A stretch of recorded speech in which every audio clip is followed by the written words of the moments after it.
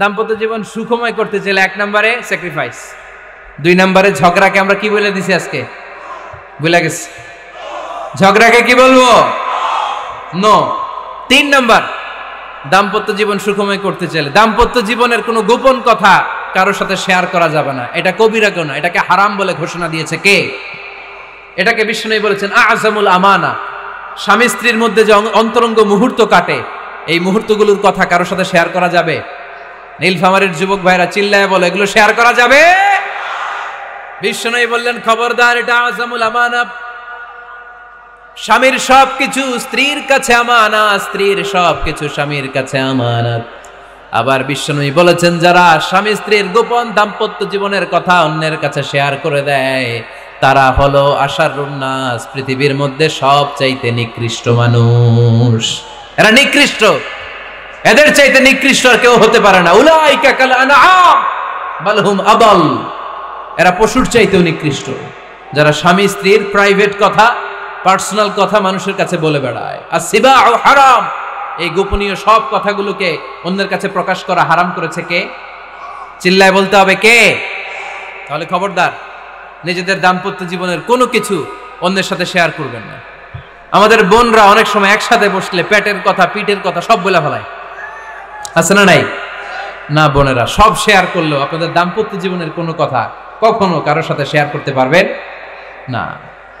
4 নম্বর formula হচ্ছে অহেতুক সন্দেহ পরিহার করতে হবে। অনেক স্ত্রী আছে স্বামীরা খালি সন্দেহ করে, আছে না নাই? নীলফামারীতে এই সমস্যা নাই? আছে, এই যে ভুক্তভোগী পাওয়া গেছে, আছে না নাই? আছে, খালি সন্দেহ করে। এই তুমি ওদিকে তাকাইলে কেন, ওই বেটির দিকে তাকাইলে কেন, এই তোমার মোবাইল দাও, কারে ফোন দিলা দেখি, এই ফেসবুকের পাসওয়ার্ড দাও দেখি কি করছে, দেখি মেসেঞ্জারে কার সাথে চ্যাটিং করছে, আছে না নাই?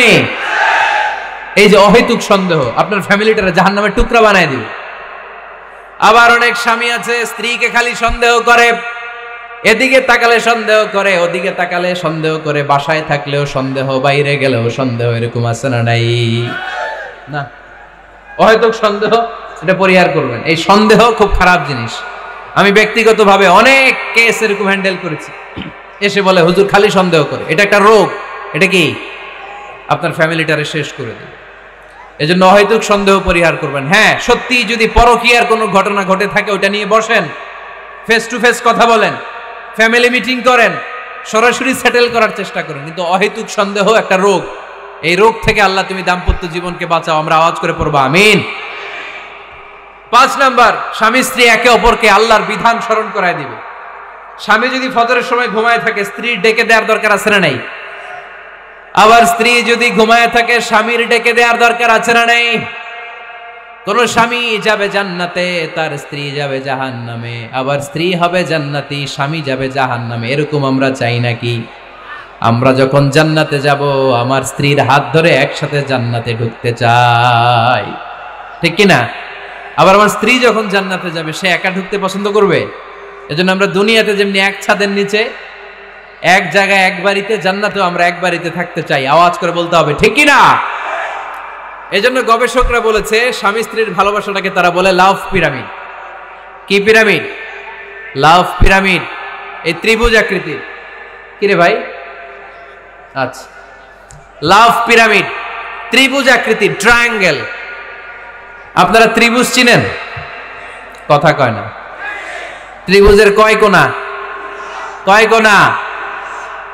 3 কোণা। এই যে এরকম, তাই না? এজন্য স্বামী স্ত্রীর ভালোবাসাটাকে বলে লাভ পিরামিড। উপরের সমুচার মতো না, উপরে থাকে আল্লাহ, আর ডানে স্বামী, বায়ে স্ত্রী। এই 2 কোণায় স্বামী স্ত্রী, আর উপরের কোণায় আল্লাহ।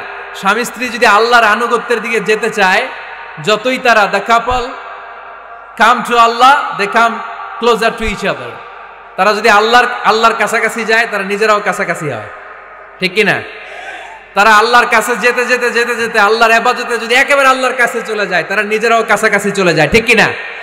আর তারা আল্লাহর আনুগত্য থেকে যত দূরে সরে, তারা নিজেরাও নিজেদের থেকে তত দূরে সরে পড়ে। চিল্লায় বলেন ঠিক কিনা? লাভ পিরামিড এটা।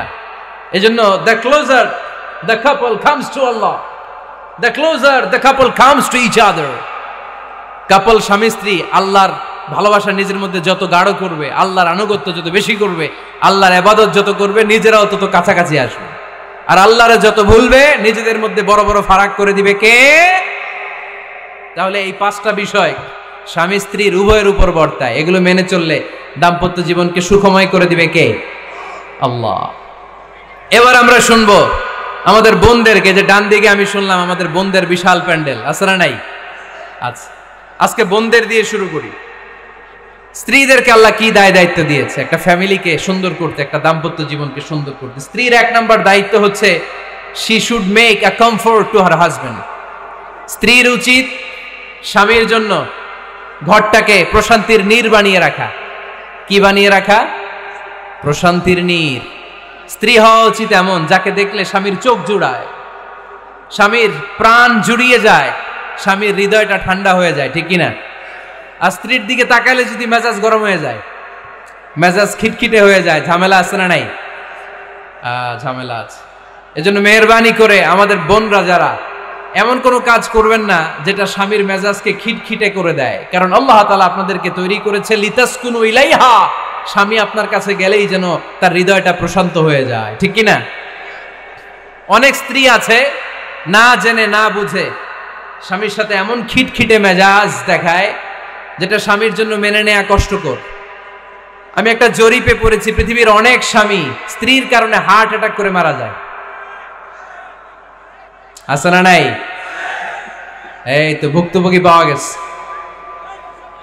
স্বামীর জন্য একটা ত্রাস হয়ে দাঁড়ায় স্ত্রী, ত্রাস।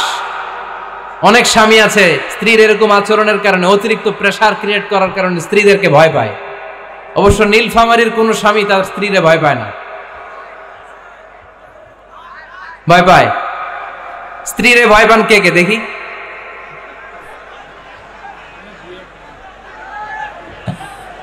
ভয় পান আপনারা? ভয় পান? হ্যাঁ, এক অফিসের বড় সাহেব তার স্ত্রীরে খুব ভয় পায়, প্রচন্ড ভয় পায়।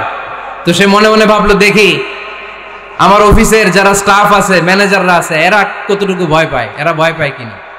তো একদিন সকালবেলা অফিসের সব স্টাফগুলোর একসাথে দাঁড় করায় বলতেছে, এই আপনারা যারা যারা আপনাদের স্ত্রীদেরকে ভয় পান তারা ডান দিকে যান, আর যারা স্ত্রীকে ভয় পান না এরা বাম দিকে যান। অফিসের সব কর্মচারী ডান দিকে চলে গেছে, সবাই ভয় পায়, একজন শুধু বাম দিকে। বাম দিকে কয়জন? ভয় পায় না। আর যারা ভয় পায় এরা ডান দিকে, ডান দিকে সবাই।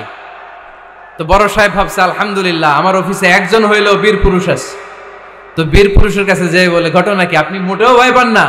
কয়, স্যার প্রতিদিন অফিস করার জন্য যখন ঘর থেকে বের হয় আমার বউ আমারে বলে দেয়, খবরদার সবাই যেদিকে যায় তুমি কিন্তু ওইদিকে যাইবা না, সবাই যেদিকে যায় তুমি ওইদিকে গেলে খবর আছে। বড় সাহেবকে খবরদার, এটা তো আরো ডরায়, ঠিক কি না? এজন্য বোনদেরকে বলবো, লিতাসকুনু ইলাইহা, এমন ভাবে আপনি আপনার স্বামীর সামনে নিজেকে প্রেজেন্ট করেন যাকে আপনাকে দেখলে আপনার স্বামীর চোখ জুড়িয়ে যায়, হৃদয়টা প্রশান্ত হয়ে যায়, আপনাকে দেখলেই আপনাকে ভালোবাসতে মনে চায়, ঠিক কি না? এজন্য রব্বুল আলামিন বলেন, আমি নারীদেরকে তৈরি করেছি লিতাসকুনু ইলাইহা, যেন পুরুষেরা স্ত্রীদের সংস্পর্শ যখন পায় পুরুষদের হৃদয়টারে প্রশান্ত করে দেয় কে? রব্বুল আলামিন বলেছেন, খাদিজার জন্য জান্নাতে আমি এমন একটা ঘর বানিয়েছি যেই ঘরের মধ্যে কোনো বিশৃঙ্খলা নাই।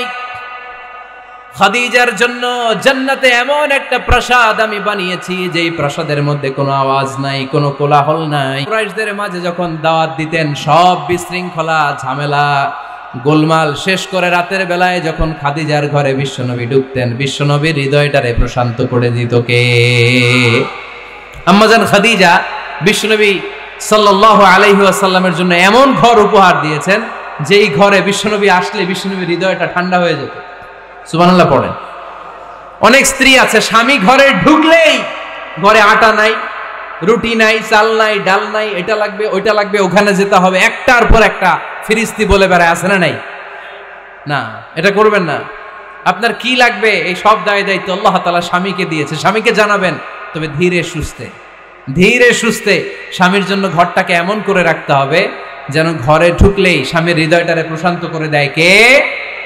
এজন্য স্ত্রীর প্রথম দায়িত্ব ঘরটারে প্রশান্তির নীড় বানানো। এখানে কি আবার কি